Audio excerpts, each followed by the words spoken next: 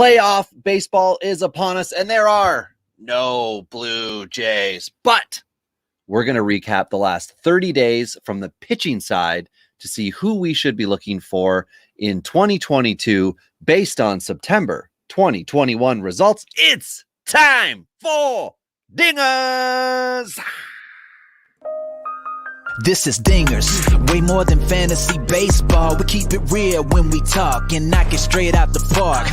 Let's see the stats. What's the average draft position? What kind of plays you making? Check the wins above replacement. Check the lineups and the points. This I gotta see. What's your path to victory? Are they aiming for a dynasty? Get points going head to head. Please don't do me no favors. We're always watching waivers. Ain't no minor league. This is major. Yeah, Dingers. Let's go.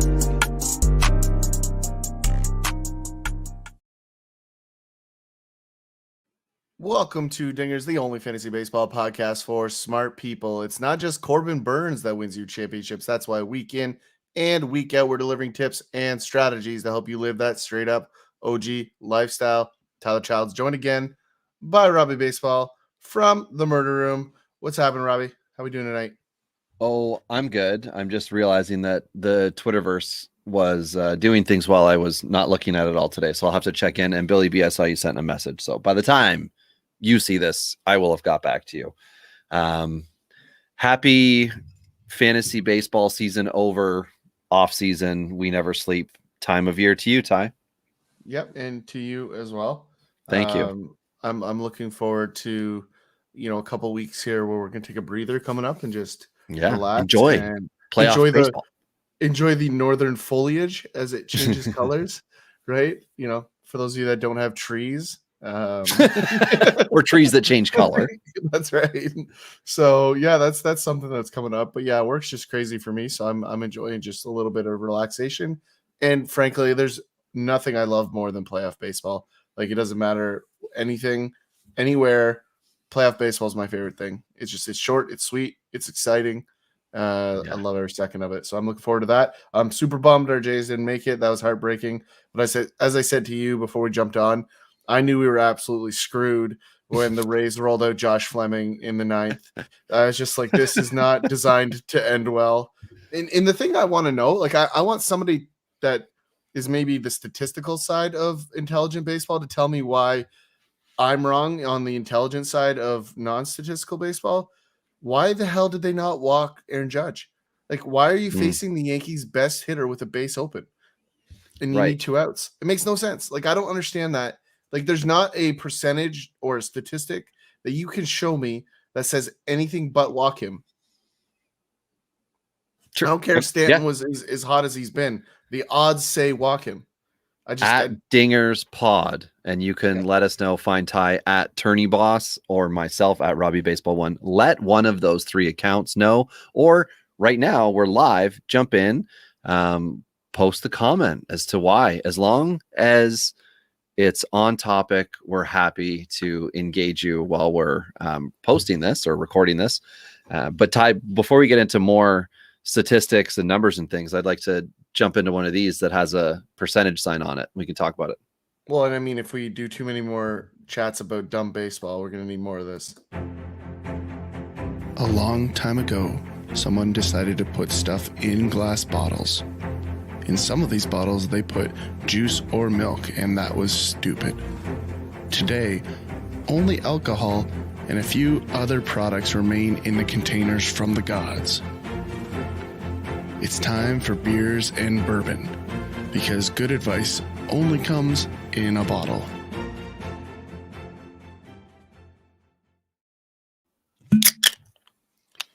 Ooh. Boom. I see you're still just going left here with the NASCAR style Miller Lite. Yep. Well, there we go. Perfect. So when I opened it, I spilled it on my mic, and now I just spilled it on my shirt. So smooth. Great. Cheers, smooth operator. I'm gonna go with how about a Buffalo Trace?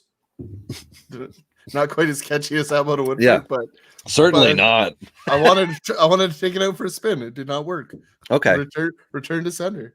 So the title of this podcast, this live stream, this episode 179 for us here at Dingers is next year's Corbin Burnes. So at some point, I said to Ty, I will tell him who I think the next year's Corbin Burnes is going to be. Ty, do you possibly have one that at some point we will do the tie breakdown on who that might be? Yeah, I think I can throw. I'm going to throw two out. I think by Perfect. the time we're done here. Yeah, impromptu as they come up, organic style.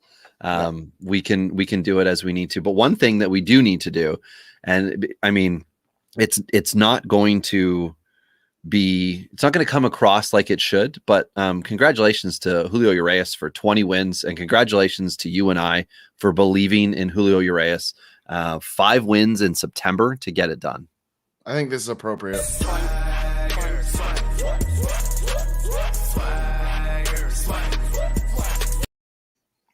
Yeah, definitely. 20 wins. He's the only guy, right? He's the only guy in MLB that did it this year. Yeah, I think so. And you know what is awesome about being right? When you waited a long time and everyone else stopped believing. Yeah, I mean, I've been on the train since 17, but I started to conduct the train in 18.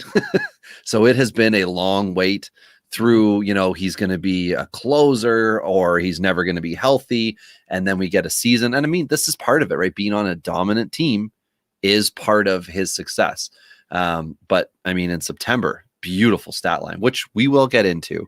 But I just wanted to say that off the top. And I will say this, like I'm impressed because he got away with it a little bit more than I thought he was gonna this year. Like I thought he was gonna have some trouble with the pitch repertoire. I thought you were gonna say trouble with the curve, a la Clint Eastwood, Justin Timberlake. What a film! Well, there was a Crocodile Dundee reference last night in my household, which just came out of left field, and I did not see that coming. My son had grabbed a knife, and my father-in-law was like, "You think that's a knife?" I was like, "You call that a knife or whatever the line is?" You're like, "He's won. Please take it away." Yeah. It was pretty funny. I had a good laugh. But yeah, let's get into this. There's some pitching. I love pitching. This is one of my favorite parts of fantasy baseball is getting the pitchers ahead of the curve.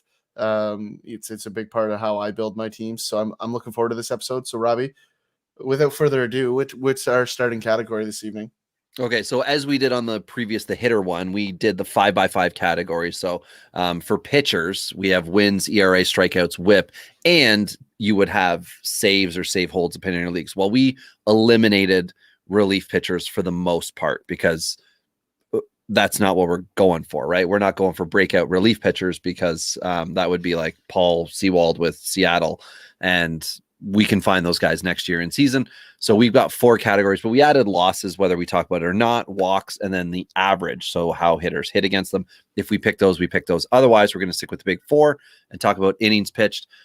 All that to say, I'm taking wins as my first category, and that's because Julio led the way with 5 wins. Michael Pineda, surprisingly, 5 wins. And then there were 5 guys with 4 wins. Alek Manoah, Adam Wainwright, which, my goodness, Adam Wainwright had a year. Marco Gonzalez, strong finish. Ty hates him. Cal Quantrill, 4 wins in September. Ty hates him. And then Camilo Doval, who's with the Rangers. Now, this is an RP, 13 innings pitched, but he still got himself into 4-win territory. So worthy of a mention as well, because the rest of his line as well, right? Ty didn't give up a run, had 18 Ks. And by Rangers, you meant the Giants. Oh, is that what I said? Yeah. Oh. Anyway. Just for anyone that didn't know who Camilo Doval is. Yeah, he's going to be in the playoffs, unlike the Rangers. So, yeah, but he did have a .69 whip and 2 walks. So that's why he's being mentioned right now. So he's one of those out of nowhere dudes. But again, there's a bunch of guys with 3 wins. I'll say this much, Ty. I was in one World Series over the last 2 weeks. I lost it. I lost it by 60-something points. And I can pinpoint the 2 players that cost it for me. And that was Tristan McKenzie, who you'll be happy to know did not do well for me because you're not a big McKenzie fan, although you did own him in our home league. But still, he went from averaging over 25 points his 6 previous starts. And then his last 3, he averaged negative points. So he absolutely tanked, and I was expecting 75 points from him, which if you want to do the quick math, that's what I lost by. I lost by Tristan McKenzie. But also a guy who had 3 wins this month, Max Scherzer with the Dodgers, put up a stinker two starts ago, or his last start. I think it was his last start. And I think he had 4 points or something like that in our format. Like, it was not a Max Scherzer start. Single-handedly ended my season in one league. In that 2-week stellar week that he finished with his 3,000K performance. Yeah. He was the best pitcher prior to last week.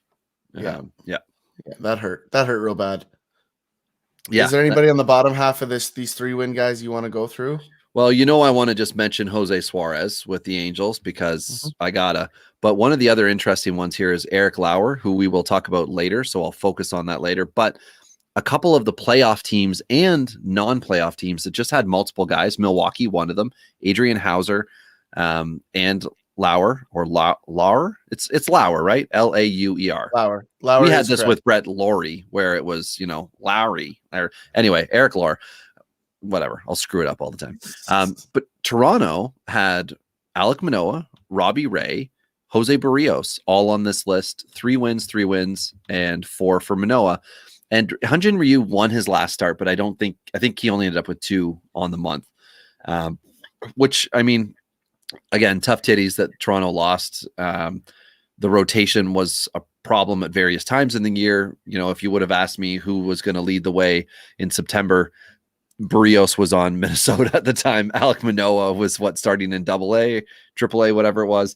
And Robbie Ray was like a rebound candidate, but certainly not a Cy Young candidate. So overperformance is on the pitching side. And even Barrios, who did exactly what I kind of thought he would do, and everybody was over the moon for him. Those are the guys of note to me. Is there anybody here for you? I mean, I guess I should say Chris Flexen, right, Ty? Chris Flexen and those exciting Seattle Mariners. I mean, Chris Flexen to me is just a throwback guy that just is throwing that hook. Unfortunately, with these uppercut swings, and I think we saw it towards the end of the year, like he wasn't getting away with it as much as he did in the first half. And he gave up a lot of walks too. 10 walks this month. Well, it's because he can't miss with that hook, and his fastball is just not good enough, right? So he's got to nibble, and so that's the issue, is that he doesn't have that dominant changeup, and the curveball is just not good enough to wipe people out. Now, is it going to get barreled up all the time? No, but it's just not fast enough. Doesn't have enough velo to get by guys, so that's an issue. Sorry, Ty. I have a late ad, and it's a fun story. Drew Hutchinson. He got 3 wins. 15 and a third innings with Detroit this month. Some of you may recognize the name Drew Hutchinson. I believe he was an opening day starter for Toronto. A long time ago, before they made the first time big round moves. Anyway, it doesn't matter. Drew Hutchinson is back playing Major League Baseball, and I work at university, and I'm in chef there in food services. And I saw a kid last week, Ty, wearing a Blue Jays Hutchinson jersey. And I was like, holy crap. And so I walked out, and I'm just like, hey man, how did you get this jersey? I have never seen a Drew Hutchinson jersey, and you are 18 years old. So I'm impressed. And he said, well, actually my name is, and I mean, I'm going to give it away. I don't care. My name is Andrew, and my last name is Hutchinson. So everybody calls me Drew. So Drew Hutchinson. And he said he went to a game this year, and people were commenting like crazy. Why? I bet you regret getting that jersey. Why did you get Hutchinson? And he's like, you're the first person who was excited. And I said, well, I'll have you know, he's pitching with Detroit. He's like, oh, I know, man. I know. So I thought that was really great that I had that little Hutchinson connection. Did we just become best friends? Yeah. Did we just become best friends? Yeah. With an 18-year-old? No.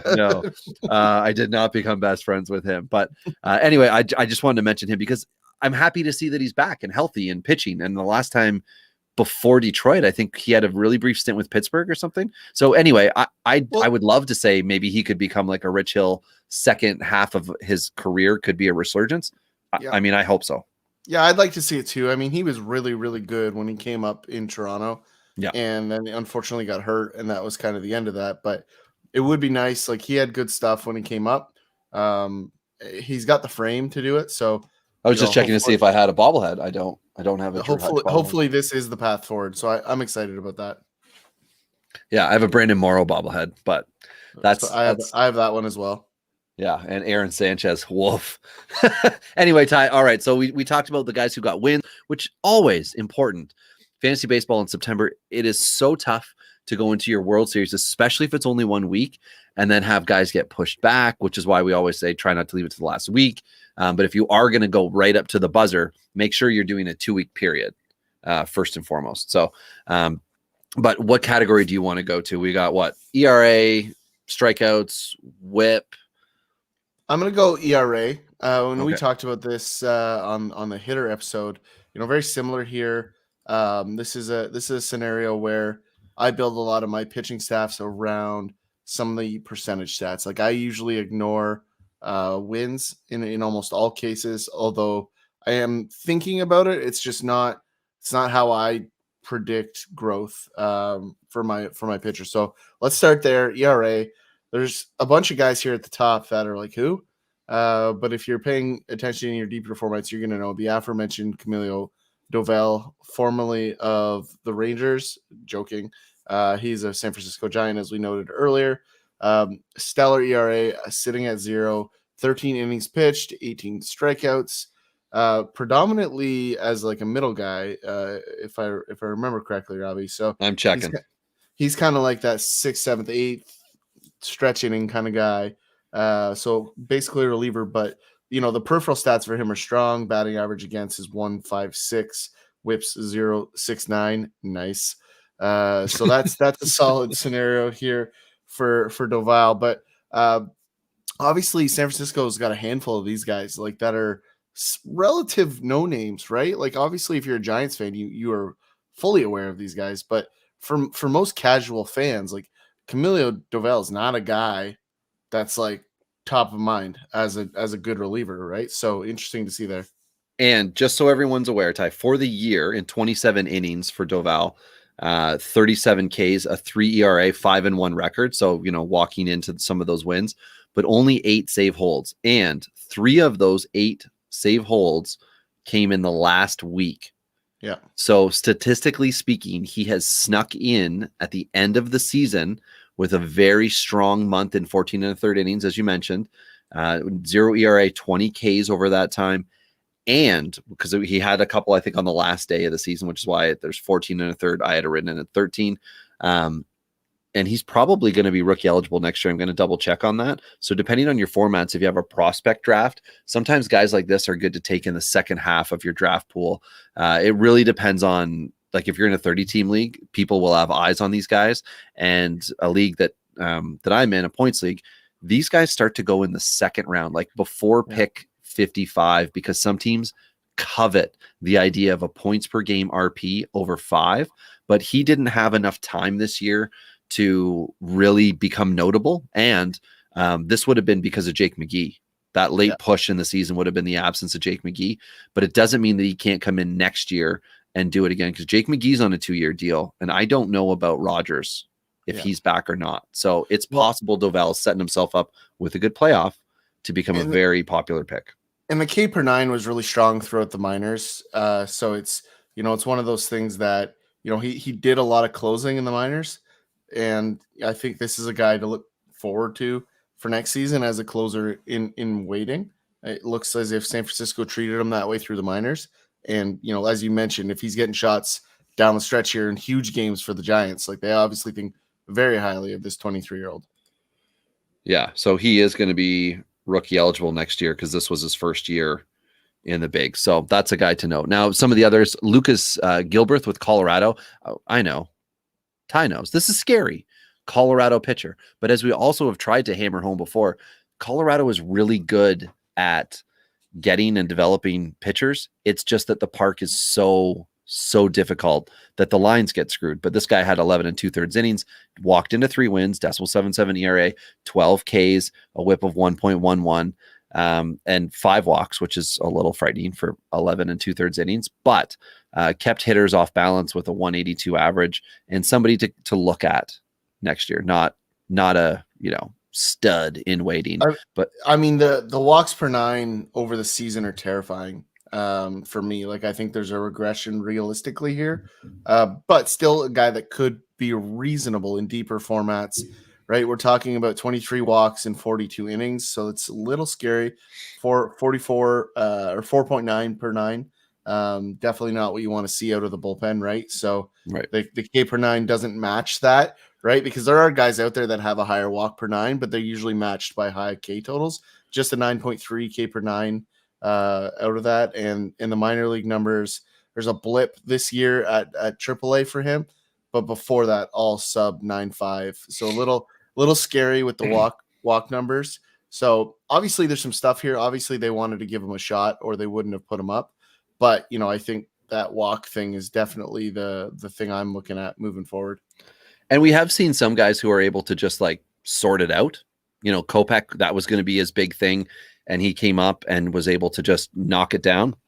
Maybe that's what this test period was supposed to be for him, was, you know, this is an opportunity for him to try to knock it down. Now, somebody who went from what, like not on the roster to relief pitcher to potential closer to starter. And I don't know if this is one of your two guys here, Ty, but potential Corbin Burnes of next year, Ranger Suarez with Philadelphia, who dazzling 1.15 ERA in 39 innings in the last 30 days, 42 Ks, only 2 wins. You can thank the Phillies for that. One of the reasons they're not playing right now, but he crushed me in the World Series that I was in. The guy had picked him up off waivers in a 30-team league, Ranger Suarez on waivers. I also picked him up this year in a 20-team league off waivers because this was just one of those forgotten guys who wasn't going to get it together, and here it is. And I think he is going to be ranked so insanely high as the offseason rolls on, because right now a ton of fantasy baseball dudes are all focusing on football, because this is like primetime football, right? So this is where dynasty owners can swoop in. I mean, we say it all the time, take advantage, right? Suarez had a great finish to this season. If you look at 106 innings for his yearly total, the numbers aren't amazing to see 8-5 record, 107 Ks. None of that's dazzling, right? But the ERA is 1.36 for the year.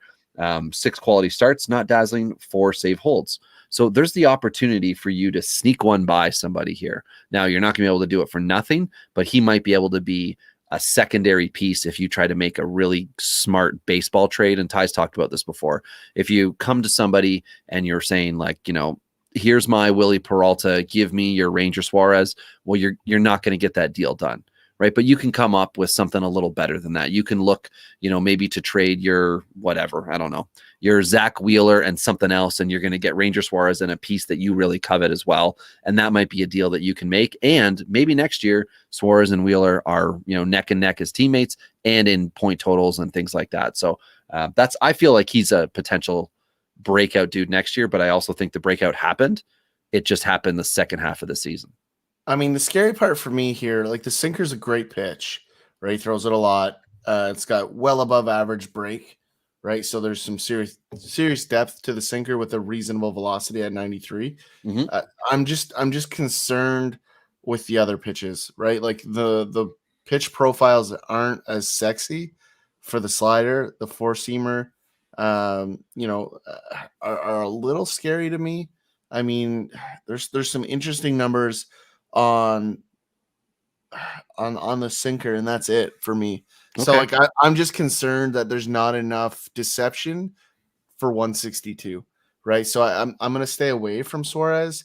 And the thing that's always a red flag for me is, like, this is a guy that's started in the bullpen, was mainly profiled as a bullpen guy, and now all of a sudden is having some success. Like, if you look at the history of guys that progress like that, it's not super exciting, and it doesn't usually end well. But he did start at points throughout the minors, but they kind of gave up after 2018 for him. So, like, to me, I'm very suspect about it. But at the same time, as you know, as a starter, his ERA was significantly lower too. So, and it was weird, Ty, because Suarez, like, Philly made a bunch of additions with starting pitchers at the deadline, and then he began starting. Yeah. Like, it didn't, you know, it didn't make sense. So it was one of those things where maybe the manager's like, you know, Girardi's like, screw it, this guy should be starting, or somebody above him was like, You now have a bunch of pieces. We want you to give Ranger a shot. And if it doesn't work, you can go back to some of these other dudes. Like whatever it is, it clicked for him down the stretch. And I'm interested to see now, to your point, if he struggles next year, as long as they keep putting him out there, I think dynasty owners can be drooling all over it. But I like your point from a redraft standpoint. If I was in redraft, maybe he's a guy I would look to avoid. He only had 100 innings and change. Like you said, the pedigree of him starting is not there because they somewhat had given up on it. And he did not start this year. He was not in this season starting. So there's definitely some flags there. But from a breakout standpoint, all the pointers are there, just like it was with Corbin Burnes. Well, and in the historicals before 2018, when he made his major league debut, like his minor league numbers were very good before that. The strikeout numbers were low.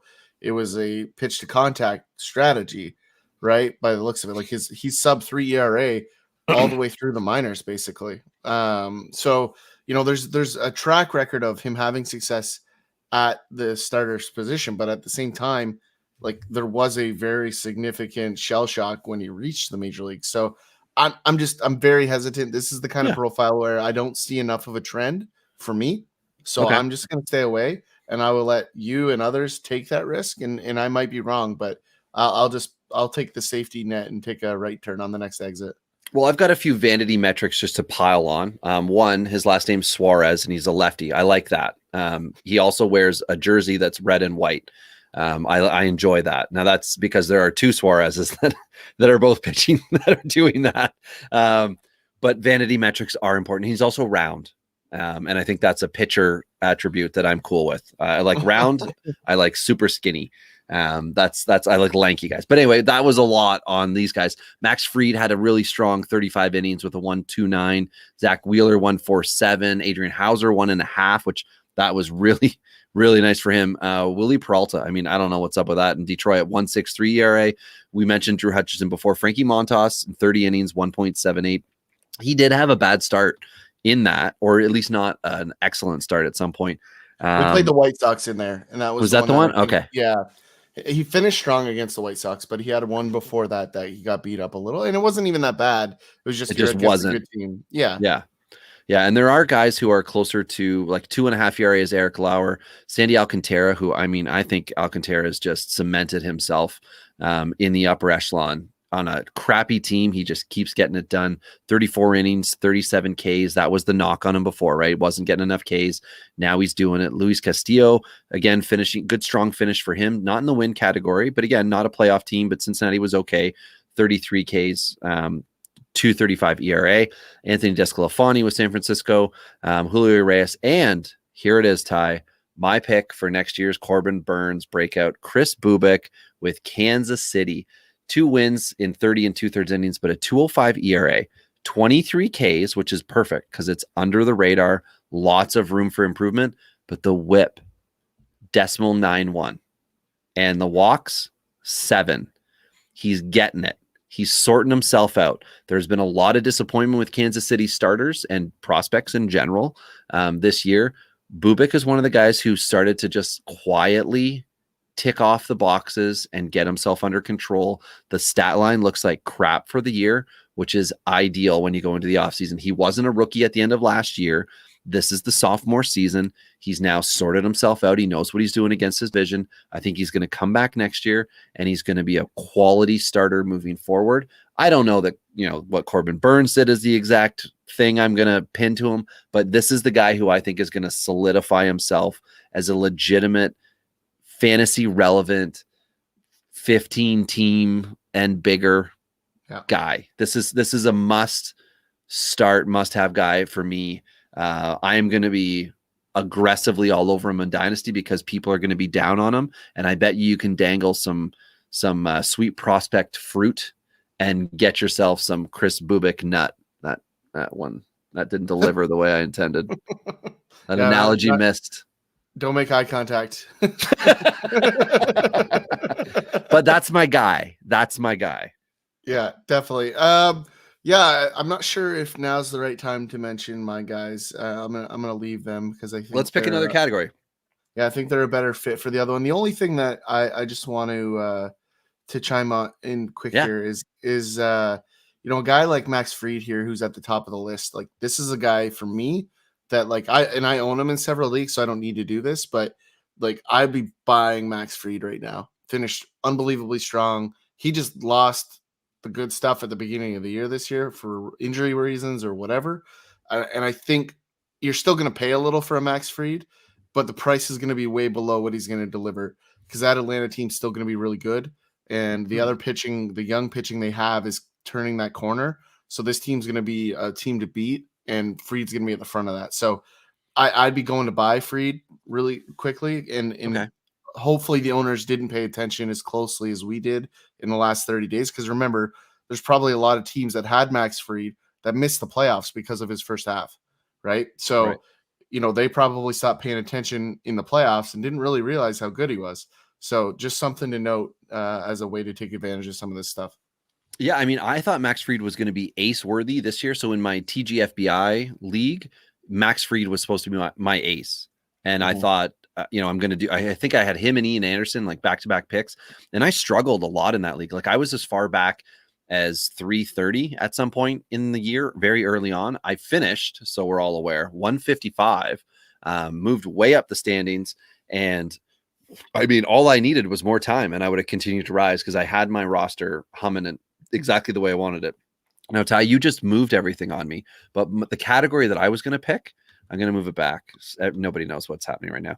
I'm doing reverse ERA. All right. Are you ready for why?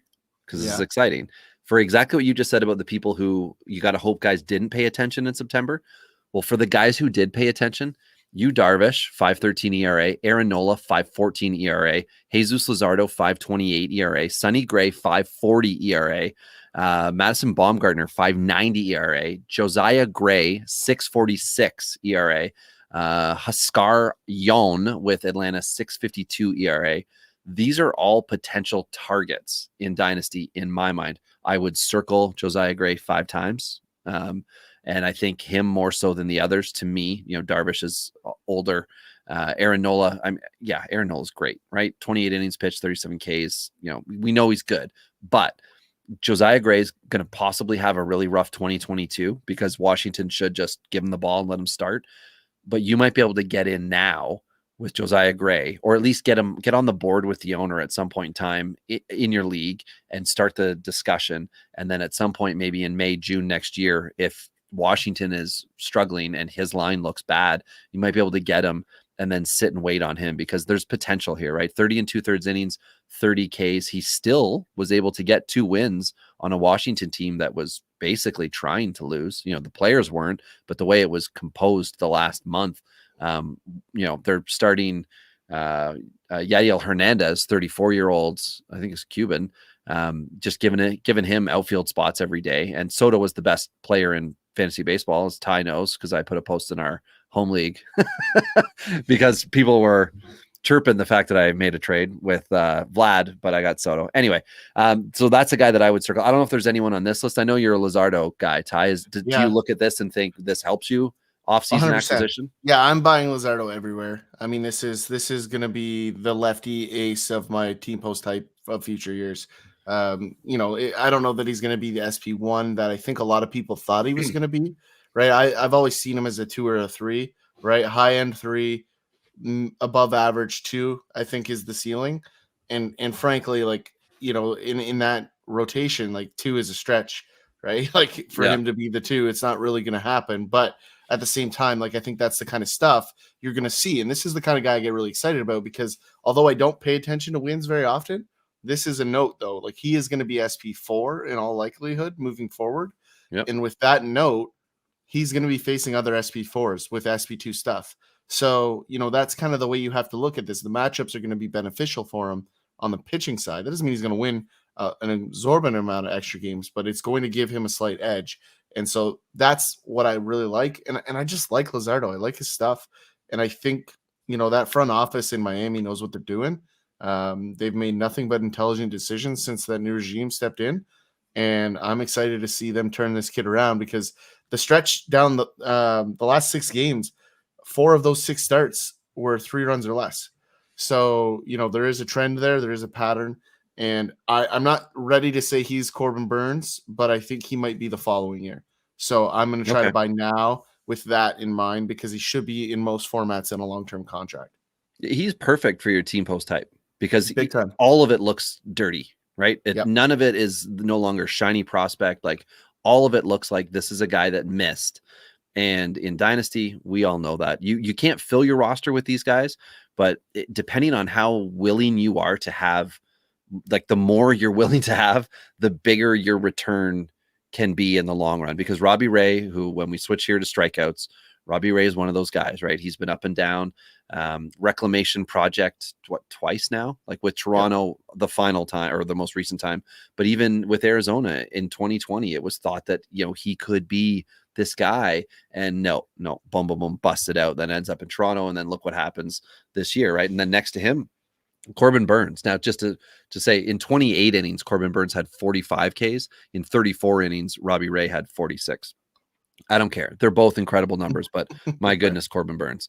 Kevin Gossman had 44, which that's good. That's a big number for Gossman. Yeah, in 35 innings. Suarez again, as we mentioned, Jose Barrios, 42 and 39 innings. That's peak Barrios right there to me. Just over a K per 9.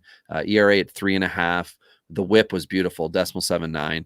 And then his teammate Alek Manoah in 37 and a third innings, 41 Ks. Nathan Eovaldi with Boston, who in 32 innings has 41. I think he's playing tonight. We're wild card night, right? We are. Yeah, I think he was 3 innings in when we started recording. So it is 3-0 in the 6th as we speak for the Red Sox. I was gonna say, just kidding. Nobody cares. Having another one. Drowning my sorrows in That's American right. Miller Lite. And before you move off Manoah is actually my Corbin Burnes guy. And this is a bit crazy because he's pitched half a season, right?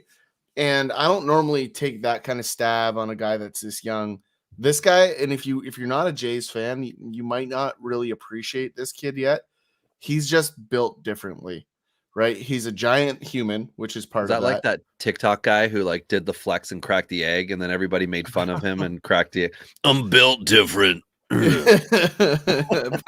that was actually pretty good. But at the same time, this guy is just a different human, and you can see it when you watch him pitch that he's just put together. You can see him when he's on the bench. He's just put together. You can see him in the interviews. There's a phenomenal video with him on Pitch Ninja talking about Joe West breaking him into the league, and I recommend you watch it. It's a real good insight into who he is, his love and passion for the game of baseball. And what gets me really excited is the fastball for it is dominant. The slider is already among one of the best in the league, and it's only going to get better. And the thing that excites me the most, and the reason I'm willing to at least take some risk on this kid, is the changeup is going to be a plus pitch. It's not there yet, and you could see it develop throughout the year, and they started to use it a little bit more. I think those 3 pitches this time next year are going to be dominant. So I just think he's not your traditional kid that comes up, and it's not as if he jumped into a big role this year, because he had little big innings in the years previous as well. So I really think this kid is going to be a superstar, and I think it really is going to help solidify that rotation when Robbie Ray leaves, because he is leaving. I don't think there's any chance Toronto signs Robbie Ray. Yeah, with the money that they owe to apparently major decline Ryu and often injured George Springer, they're going to need to temper the expenses, I think, this offseason, just because they also are going to have Vlad and Bo, who are going to start to get paid. All you got to do is add a G, and you got Gray, John Gray. That is the replacement. Go get him. Hey, I don't mind that. I was going to suggest this other guy, because I'm scrolling down a little further. The K per inning count in September starts to dip after this. We're all under 40 Ks for these guys, and over 30 innings. And then you get to a guy like Aaron Nola, who we already mentioned, 28 innings, 37 Ks. But the ERA is not great. Now, here's another one, Ty, that, I mean, he's got to come back next year, in my opinion. That's Rich Hill. 31 and 2/3 innings for Rich Hill this year. 284. Sorry, this last 30 days. 284 ERA, 35 Ks, and a 1.26 whip. Gave up more free passes than normal, 12 walks the last 30 days, but still keeping hitters off, 237 average, which is a bit higher. But Rich Hill, I think he's 44 right now. Still getting it done. There are major league teams up and down that would like to have him. You look at a team like Philly, who had Kyle Gibson, give him 32 innings of 7.31 ERA in September. I'm sure they'd rather have Rich Hill next year. Also, as a team that might be looking to break in prospects, kind of like Tampa Bay started with Rich Hill this year, maybe it's a better fit, but maybe there was a chemistry issue in Tampa Bay too. Like I'm not quite sure why Tampa Bay would trade Rich Hill, who, as we talked about during the year, became more effective. And then they traded him away to the Mets, which was more of a filler pitcher move. So interesting note there. Now we know San Diego didn't finish with a great stretch. They don't have many pitchers to mention on here. Joe Musgrove, just so everyone's aware, because we tried to tell everybody, and everybody got really Joe Musgrove excited. But in 33 innings in September, when it counts, right? When you're in your roto leagues down the stretch, when you're in your head-to-head playoffs, when you're playing important fantasy baseball, Musgrove gave you 2 wins this month, which is fine, but a 4.64 ERA, 34 Ks in 33 innings, which is fine, but the whip 1.48. So 2 of 5 categories, he was able to give you solid performance, 34 Ks and 2 wins. But, obviously he's not doing saves or holds, so he's out on that one. But the ERA and the whip were concerns of mine going into the season. It's what's going to be in my head this offseason. And I'm certainly going to continue avoiding Joe Musgrove on my rosters. I don't know how you feel about him, Ty, but that's certainly somebody that just doesn't do it for me. Just not a guy I'm willing to put any capital towards. See, now this is where I'm going to disagree with you. I've talked about this before. I watch a lot of Padres baseball, A, because I've got several players on that team that I really like, and B, I just really like their announcers, and they're good listen late at night when I'm either pounding away on some work or I got MLB The Show going or whatever's going on. I usually have that in my ear. How is MLB The Show going for you? We haven't talked about it much. I'm super excited about the player of the month this month, Tyler O'Neill. That is an absolute must add. So number 2 fantasy player the last 30 days, by the way, everybody out there. He's going to get there. He's going to end up on that team. But I have a nice squad. I'm pretty excited about it. I'm still trying to solve a right field issue that I have to fix, but we'll get there. Have you considered putting Nick Madrigal in right field? No, because there's not a great Madrigal card this year. And that's part of my issue. I relied heavily on Madrigal last year. He had like 440 for me. So I'm not liking, but I do have Juan Soto, who's just raking. And Prince Fielder is just destroying baseballs. Yeah, for me. Yeah, I don't understand this game. I have Prince Fielder, but that's because I have Nintendo Wii MLB 2K11. But so people Prince keep Fielder throwing me, people keep trying to back foot a slider, and I'm just sitting there waiting for it. It's like I know you're going to throw me that pitch, and the minute you miss it in the zone, it goes into the pond out in right field in San Francisco because I like to pitch up in the zone, and so I need a big ball. You're the Giants? No, I'm my own custom team. I'm the bosses. Oh, and we wear all white. Of course. Oh my God. The bosses. So we're that, but I like to pitch up in the zone. So it's a really nice scenario there for that. Okay. So I enjoy that a little bit. All right. Now, sorry, you were talking about Joe Musgrove and then you said MLB The Show and we got off track. The stuff's good. And I think he was let down in a lot of cases by being left out there too long because the team isn't very good.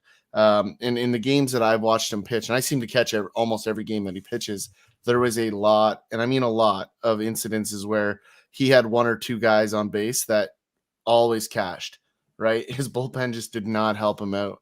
And so that's a big part of that piece. So yeah, other than that, I'm not drafting him early. So for me, it's a price tag thing. If the ADP is way high, I'm staying away. But I do think it'll recoil a little bit for exactly what you're saying, because I think some people will be a little bit off where they were and willing to move him or willing to give him up for less than he's worth and kind of go from there. So it's definitely interesting. He's got 2 more years of arbitration. So he's going to be a Padre for a little bit here. And was Jace Tingler officially fired?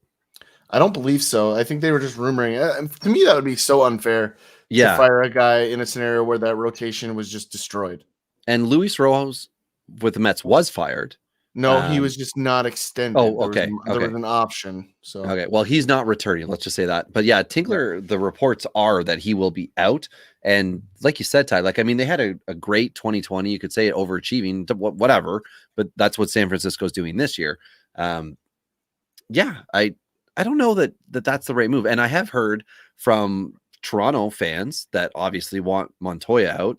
And they talk about, who would, but again, as I say, who does he get replaced by that's going to work with the management? Francona. Well, Francona's got to be available and healthy. And excuse me, I'm interested to know because the big name manager was something that I've had a conversation about. Well, two different conversations with one intelligent baseball person and the other one was Roto Ronnie. And just who would it be? And my name that I suggested was, well, Showalter's been inside and outside the AL East, so he may as well come north for one more time. But if it's the big time manager that's wanted. So anyway, we're off topic with that one. Let's pop back to it because Francona is the guy. It sounds good, and Cleveland wants to get rid of everything. Right. So why not the manager, the team name, the manager, and then as far as you're concerned, Jose Ramirez. The front office hired him in Cleveland, right? So there's some familiarity there. So that's why Tito, as they call him, he's been there. He was there before he left and went to Boston and did all of the greatness there. So, but speaking of greatness, whip leaders. So this is everybody that had a whip of under 1 in September.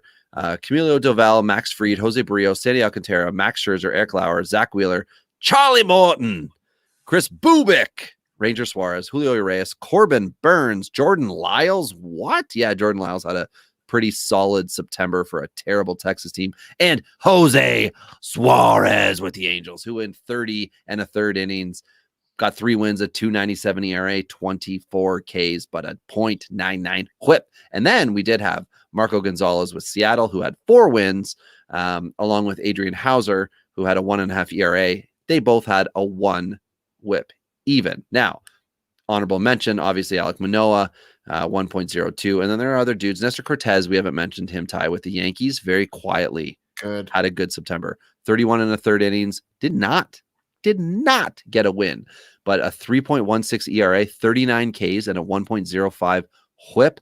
That is a guy that gets circled. What the Yankees do this offseason may put Nestor Cortez in that Devi Garcia. You think he's just going to be penciled in as an SP45. Turns out he doesn't get any playing time. That might be Nestor Cortez, but let's just all acknowledge there could be something here with him. I'm not willing to do that, but I appreciate that you just circle him, Ty. That's all I'm saying. I will put a square at best. Oh, you son of a bitch. So on this list, we've got a lot of familiar names. I think the reaction to Jordan Lyles was appropriate. I mean, this is a guy that, had some blips in Houston before he headed over to Texas as a guy that could be relevant. I think he's going to follow the path of Gibson and Lynn before him. And I think he's going to be exited for some value. I think this was a savvy strategy by the Texas front office to go and get some guys outside of trading Hans Kraus, which was stupid. That front office has done some good things. So I think this is going to be next. And I don't know if it's necessarily in the offseason, but I think this is the kind of guy that I'm looking in deeper leagues, especially to acquire ahead of the trade deadline. Cause I do think this is a name we'll see on the move next season.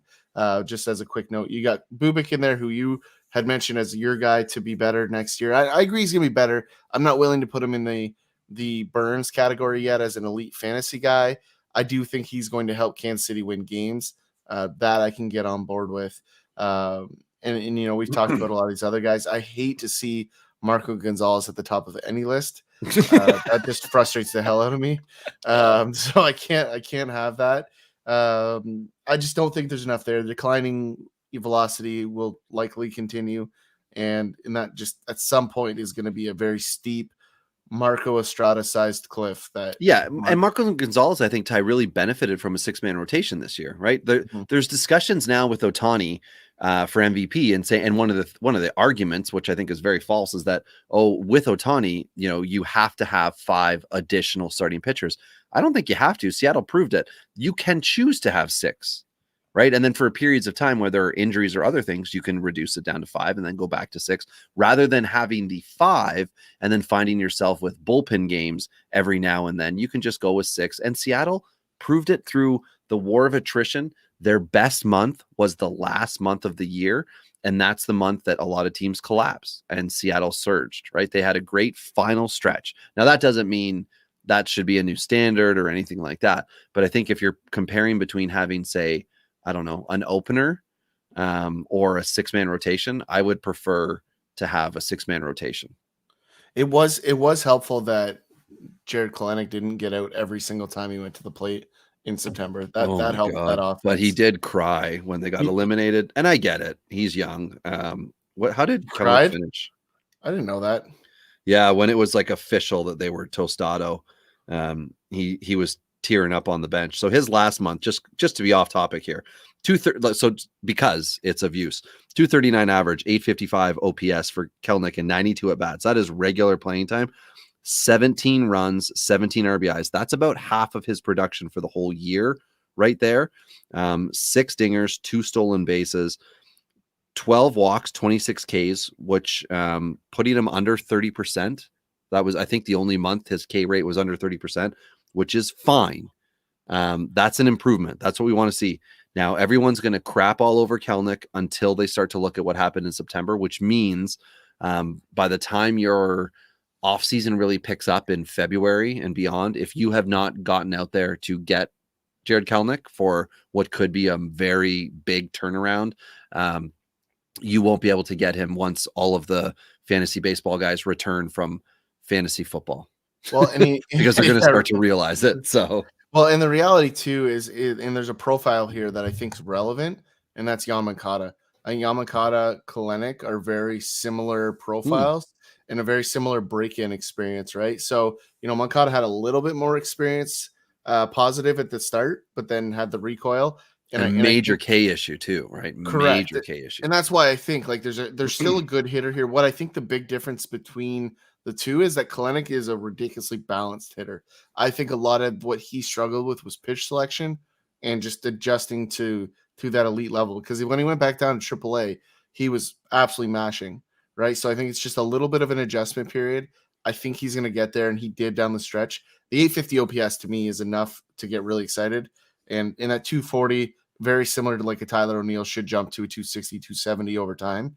So now's the time to buy, because with that 270, that OPS is easily starts with a 9, right? That's the reality. So, I think that's a guy I'm excited. But anyway, we're talking pitching here, so let's get back onto it. I do want to mention the guy that here is on the fringe of whip here with a 109 is my other selection for my Burnes breakout, and that's Frankie Montas, which maybe isn't as much of a breakout as people like it to be. He's out there, Jerry, and he's loving every minute of it. And I understand that, but I think what people are missing, though, is just how good Frankie Montas stuff is. And I think we're still just scratching the surface. And I think we see this a lot with splitter guys, right? It takes them a little bit longer to get the location, right? There's very few Kurt Schillings that come out and just dominate from the beginning of their career. Right? I was going to say it also takes a really good catcher. That too. Yeah. Like, because you got to be able they've got to be willing. Yeah. They've got to be willing to challenge the pitcher to do it over and over. And they got to block it, because if it gets in the dirt, if something bad happens on, some other, like a secondary pitch, they've got to be willing to say, let's get back. Let's do this again. Like, let's not issue the free pass. Let's get this guy out. Yeah. I just think I watched a handful of his starts down the stretch, and I just think he's turning that corner. He had obviously the PED bout that he fought through and has come out on the other side, but there's still an excellent ace here. And I think, he's a big reason why Seattle's not in the playoffs in one of those final starts. And so I think that's a huge piece of this puzzle. He has a weaker division for the next year and a half. We'll depends on what Houston does. truly this offseason. This is a big this AL West could really shift around a lot, right? It could be an absolute free for all like the AL Central seems to be every year, minus Pittsburgh. But it could be very interesting in the West if Houston does not retain Verlander, Correa walks, and they don't replace him with someone of note. Like there could be some changes, and I mean, To me, also free agents have to sign somewhere. yeah, to me, they have a really easy decision. Qualifying offers for Correa and Verlander, and I think Greinke let walk at this point. Yeah, I agree with that. And I Right think to Seattle. that's your decision. Like I think Verlander will take the qualifying offer. I think Correa's already on his way out. I don't think he is staying there. I could very easily see AJ Hinch linking up with Correa in Detroit. I know Dirty. there's a shortstop need there for sure. True. So I think that's a possibility. Detroit has money. That's no secret. So I think that's the way it's going to go. But I do think that Montez is going to be in a position where that team is ready to rebuild. Like you still got Yordan Alvarez, you got Tucker, you got Altuve, Gurriel's still there. You've got Corey Lee coming. Like there's lots of guys there to make that team good. Jose Siri, obviously, gets you just promoted a catcher, by the way, just so everybody listening is aware. He's coming. Minute 56, Ty said Corey Lee. and if you go back, he is their top prospect. But if you go back 3 years, I mentioned it after that draft that Corey Lee was the guy I was most excited about. So okay. This is a guy I've been watching for a while. I'm just poking fun. Hey, it's all good. He's better than Maldonado, who hits 0. His greatest attribute is colored hair. And that's not ideal. So it is something. It is something, but it's not fantasy relevant. I'm going to go the other way on the whip tie here. Sorry, okay. What were you going to say? No, I was just going to say, I just think that team's good. Like to me, the Angels are more of a concern in that division. And I think Oakland is going to struggle with pitching unless my prophecy of AJ Puck becoming an ace is real. It really is. Yeah. And then my God, I don't want to play against you in fantasy if all these guys, if all these pitchers come to fruition that you're going to have. But on the other end of the whip, just so everyone's aware, like we have talked about Kyle Freeland on positive things like quality starts and things like that. Well, his whip sucked in September, 166. Patrick Corbin's another guy who the line doesn't look brutal. 30 2/3 innings, 29 Ks. He got 2 wins.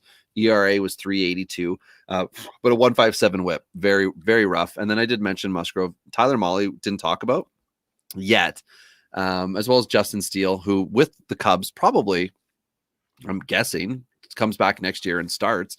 In 26 innings for Steele, he had a 5.19 ERA, 24 Ks, and a 1.46 whip. He's kind of like a project they can still work with. 2-1 record. So, he avoids the 0-4 month and things like that. Tyler Mahle, though, 31 2/3 innings, 3 wins, 4.26 ERA, 36 Ks, which is great. That's his positive stat. 3 wins is a positive stat, but a whip of 1.48. Really a guy to watch. And especially because of the redraft bias towards a guy like Mahle, where the closer every year, there are these guys, right? Musgrove's one, too.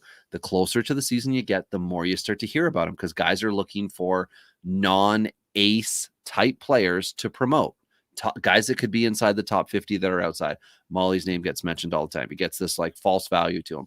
So again, in your most important month of the year, the last 30 days, that's where you want to look at some of these guys and think like, where could problems lie? Ty talked about it last year. Tristan McKenzie struggled down the stretch. And that was his comment about it was, you got to watch the younger guys, right? They can struggle. Framber Valdez with Houston, 135 whip. It's not the worst, but 29 2/3 innings, 2 wins, ERA around 4, and less than a K per 9. Not your perfect September guy. But then you have John Lester, who's not going to be the big K guy, got traded to St. Louis. But this is a huge improvement on his season that he had 2 wins in September, a 3.67 ERA, 23 strikeouts, but the whip was 131. So there are a lot of factors within this, but in a 30 inning chunk, which most of these guys are, there are really good players who don't have any one stat line that stood out amongst the rest, like Logan Webb with San Francisco. None of it was dynamite. 29 Ks, 29 innings is probably his best thing. The whip was 1.24, 2 wins. That's not winning your league, but he got you into the playoffs and then he didn't blow it. But who's the guy with Cincinnati? Simsalinen or something like that. There was a guy who got 2 starts at the end of the year, Ty. His last one was against Pittsburgh on the last day, and he had a 6 innings quality start. There are those like I could have a quality start against Pittsburgh. Well, but there are those random guys who can come in when you do have these other veterans who aren't getting it done, that even like to the last weekend in your season, you need to be looking for them. There was a conversation in one of my roto leagues where somebody was saying, why did you pick guys up if you weren't playing to, like, you're not playing for the championship? As if like you're not allowed to continue to compete if the only thing you can get is first place. But in a roto league, everyone's competing until the bitter end. That's one of the faults of a roto league, is that even if you're in last place, you can still pick guys up. But there were useful starters on the waiver wire in 30-team leagues that you could still go and get well into September. So sorry, I just had trouble listening when you started talking about your rotation. It wasn't all my rotation. All right. The World Series team that I had, Ty, had Scherzer, Bieber, Alcantara, Montas. Ohtani was there, but he didn't start because he was so. And what do we learn? What do we learn? Good pitching wins championships. That's good pitching got me to the World Series, and because it's a contracts auction league, the other team, and I give credit to 30-team league, this guy won 2 30-team points leagues the same year. That's Brandon Rosen. We'll give him a shout out. So he won himself some fat stacks this year. 2 30-team point league championships the same year. That is damn tough to do. I mean, I was back-to-back World Series in this league, and I joked at the start of the World Series that I do not want to become the Buffalo Bills of this league, where all I can do, the 90s Bills, where all I can do is make it to the World Series and then I get tuned. But that's 2 years in a row that I've made it to the World Series, and then I've failed to get the job done. So congrats to him. And also in our listener league, Ty, we need to congratulate, Return of the Mac is the team name, who won with 183 and a half. And they beat out Andy, which was Team Sky. And Andy we're in several leagues with. He's a great fantasy player, won a 30-team big money auction, or no, big money league. Took him $2,200. But Patrick, when the Dingers listener league, the Roto league. So Patrick, what we want to do, Ty and I talked about this before, and if you're listening to the end, awesome. We'll maybe give them a week after this is released to listen, and then we'll chime in the group chat.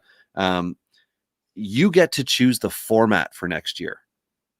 So we were Roto this year. We were Roto last year, but Roto sucks, and we know that. Garbage. So you can pick if you want to do a Roto. If you can keep it, if you want to keep a Roto, you can move us to head-to-head points, head-to-head category. You get to pick it. It is your world, Patrick, and we are living in it. So as the champion of the listener league, and I think this is a fun thing to do, you get to pick and change our format for next year. We're still going to be a Keep Forever Dynasty. We're still going to have our rookie draft and all that fun stuff. But we will also transition to whatever format Patrick picks, because that's what champions get to do. Well, I will say this, though. If he rolls in with I want a best ball format, you are officially banned. You're out. You're out. So, Ty, let's do that right now. Let's talk about that very quickly. We played in best ball. We played in all the formats this year. Yeah. So how do you feel? Because we talked in the offseason how guys get just crazy excited about drafting, and they want to draft, and they want to do, draft and holds or best balls, whatever it is. Because sometimes the difference basically is that one of them you draft and you get to move your guys around within your team, right? You draft 50 dudes, you start it. You pick your lineup. In the other format, you draft 50 guys or 40 guys, whatever. And then whoever is the best at that position, you get awarded a point for, or points or whatever, however it breaks down. You don't have to do any management. You just draft. So we've done both of those. From that experience, did you enjoy any of them by the time we were all done? Not even a little. Like, no waiver wire in either one. Yeah, best ball sucked. Roto, it's like, I will say this. Roto has a place. It's not my favorite format. I understand why some people like it. I will continue to dump on it. A, because it gets Ronnie fired up, and B, because I just don't like it that much. But that's my preference, right? Like, and best ball to me is worse because, like, part of, especially Dynasty, is the planning component and the processing of future teams, right? And I think that's one of my biggest skill sets is seeing the future development of some of these guys, right? So when I'm in a format that I don't get to have control over adjustments and tweaks and little subtle changes based on role shifts or pitch profile changes or things like that I'm watching, right? Then I'm out of my element. And so that's not what I play fantasy sports for, is to just sit and watch. So Roto, best ball are out. I'm a huge fan of head to head because although there's a lot of skill involved in head to head, there's also an element of chance, and I enjoy that. I will say that I'm a bigger fan of full week head to head. I don't particularly love the midweek changes of matchups. You know, we play that in our real money like league. the 3-day and the 4-day. Yeah, I'm not a fan of that. Okay. I just don't think Fair. it's great fit for strategy because, you know, like I was saying to you throughout this season, like the way my division set up in that league was that I was drastically impacted by the matchups that I had in the head-to-head weeks against my division, because out of my division, I dominated, right? And so that was my beef, is that I just happened to have really bad matchups in the weeks against my division, the first half of the season. If I was just to flop my record in the first half of the season against my division, I'm in the playoffs, right? So that's the part I don't like. Whereas if it's a 7-day window, then it's a little bit more likely that balance would exist at a more reasonable level. There's always going to be some influx there, but I think the short sample it creates more luck than I would like. I think that's fair. So yeah, I did not enjoy any of the best balls or the draft and holds that I did. And the main reason, especially with the lineup setting, you get yourself in a position where you bank on, like, just say a boring type player. And by the boring, I mean a starter who you think has a good floor, but not a high ceiling. So I don't know, Kyle Seager with Seattle, right? So you start him at third base. Well, Kyle Seager gets hurt, and your backup is some type of, you know, not highly touted guy, but your league settings don't permit someone to gain eligibility. And because of that, the guy who ends up actually playing third base, who you did draft for a different position, he's only second base eligible. And you can't get that benefit because it's wherever they played the most games last year, which was a shortened year. So DJ LeMahieu would be a prime example. In most formats, he's first, second, third base eligible. In this, I think it was second base only. So I'm like, all right, DJ LeMahieu, that's going to be my second baseman. And, Nick Madrigal will be whatever it was, shortstop, second base type thing. Well, Madrigal's out and LeMahieu sucks. So I don't have that second base that I thought I was going to dominate in. And because, LeMahieu is still a starter, an everyday dude, he's just not getting it done for me at certain positions. And then other guys that emerge as the year goes on, those are victories. That's why you don't come in last place. But because you didn't hit it on the nose with like 10 of your first 12 picks, you don't stand a chance. Yeah. And that's the part that I don't like, is that there's a lot of luck involved, and that's not a skill for me. And the thing that I love about fantasy baseball and dynasty is that as the cards play out, we get to shuffle the deck, right? If we're not looking, if Robbie Ray is hot out the gate, but we don't have confidence in him like I didn't this year, I can make a trade and I can go get some assets for him. And yes, he finished amazing. And oh my God, should I have ever held on to him? But Robbie Ray's a free agent in the one league that I dealt him away in. And I have, if I want to be the Blue Jays of a few years ago, Ty, I now have 10 years of controllable assets with these two other players that I got back in the deal, right? But what ends up happening is that I actually, I pivot off of a couple guys that have strong starts, and I get some guys who I think could really help me, in the rest of the season in a lesser capacity and beyond. And that's really fun to me. But in redraft in general, it's really just gun it start to finish. You got to get your things. And in Roto, depending on your league settings, if you have caps, so you can only get so many innings or so many at bats or whatever, you have to kind of watch it. And my error that I made this year in a few leagues, Roto leagues specifically, I just started everyone. You're a starting pitcher and you're up on Thursday, I'm going to start you. You get blown up next Wednesday, you start again, I'm going to start you. And I didn't start to get selective with starts until too far into this year. So for the few Roto leagues that I will go into next year, because I'm dropping 5 leagues, Ty. I think I'm dropping that many. I played in, 14 leagues? I played in a lot of leagues this year. I'm dropping down. And one of the reasons that I'm doing it is that I am planning on doing a real money auction points league. The very same version that we talk about here, our real money auction league, that's head-to-head categories. And we're going to do a 30 teamer, and it's going to, you bid $40 on Julio Urias. Well, you got to pay $40 for him. You bid $10 on Darvish, $10, however it works out. So we're going to do a version of that's a points league version, because I really enjoy the points league side, because the strategy there is a little bit different than it is in head-to-head categories, because you don't have to hunt steals. You can just hunt for a player that plays. Sometimes, a starter has value. It might only be 2.5 points per start, but there's value in that. Where somebody else could just be really hot, but they're a platoon guy. Darren Ruff versus Randall Grichuk, right? An everyday player who becomes a platoon guy in Grichuk versus Darren Ruff, who is a platoon guy that starts to get more playing time because he's excelled. Both those players have values in different ways. So anyway, I'm going to cut down a bunch of leagues and start this one, which I think might be the final one that I actually start up, because being commissioner in a bunch of leagues can become a real pain in the butt too. But anyway, yeah, so that's for me. If I'm picking a league, I love points, but I love points because I think there's a ton of strategy that people don't think there is. Yeah. As much as categories is fun, if you don't go and pursue each of the categories, you will come up short in the end. And I think that was evident in my playoffs in our 130 team league. I snuck in, but I knew I was hurt. I knew I didn't have the pieces, and I just got smoked the first week, like 14.5 to 1.5. Something like, it wasn't competitive, but I also got smoked the same way the week before the playoffs. So in points, I can come at it from a few different angles. And, if a pitcher does well and they can put up 22 points, that helps you a lot more than if a pitcher just has one good start.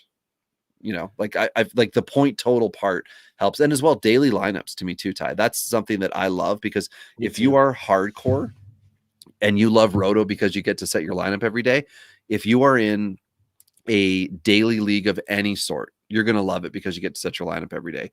But I caution you, watch how many leagues you get in. I got to the point where I was probably spending 3 hours a week just making sure I had the lineups that I wanted. And if I did not spend 3 hours a week, I paid for it, because somebody like Jose Barrios in one of my leagues, for whatever reason, I continued to skip his starts. I don't know what happened, but like 3 weeks in a row, I missed Barrios starts. And I think it was that he had a bad one. And I'm like, I'm going to sit him. And then I just missed the first, he had a great start. And then of course he does it again. And then of course he does it again. I'm like, that's it. I'm putting him in, boom, he blows up again. And then it's like, well, what am I going to do? So anyway, that's my pick for me. I think Ty would pick like a head-to-head daily points league for me. And that's probably going to be the real money auction league that I create this off season. Yeah, so definitely. And I think the reality is, like, there's some growth the industry still has ahead of it in terms of data and accessibility. And I look forward to some of these formats evolving, right? And I think that's something we will see with some of the advanced stats and other things that are out there. Like, there's an opportunity to grow this space and do different creative things. And that's something I'm looking for moving forward from some of these platforms. I really want to see some innovation, because we haven't seen any in a long time. So that's what I want to see. So we'll continue down that path. But I think that's a great spot to leave it. Looking forward to next season. Robbie, I know it's playoff season, so happy playoff season to you. To you as well. We will be back here, but it's a great spot to leave it. So, just before, because I suck at the closing, so I'm not gonna try to take that role. But are we going to do one more episode where we discuss the pending free agents before we take our breather? Yeah, I think so. Way too early free agency. We got to be in there. Yeah. Okay. So definitely, that's an upcoming episode. So those of you that listened here till the end, thank you. We love you guys, and we love you long time, as they say. And hey, you can't do a closing either. Well, it's because you keep cutting me off. I'm so sorry. Yeah, be quiet. The meatloaf. I don't know what she's doing back there. But anyway, it's a great spot to leave it. It's been Tyler and Rob here on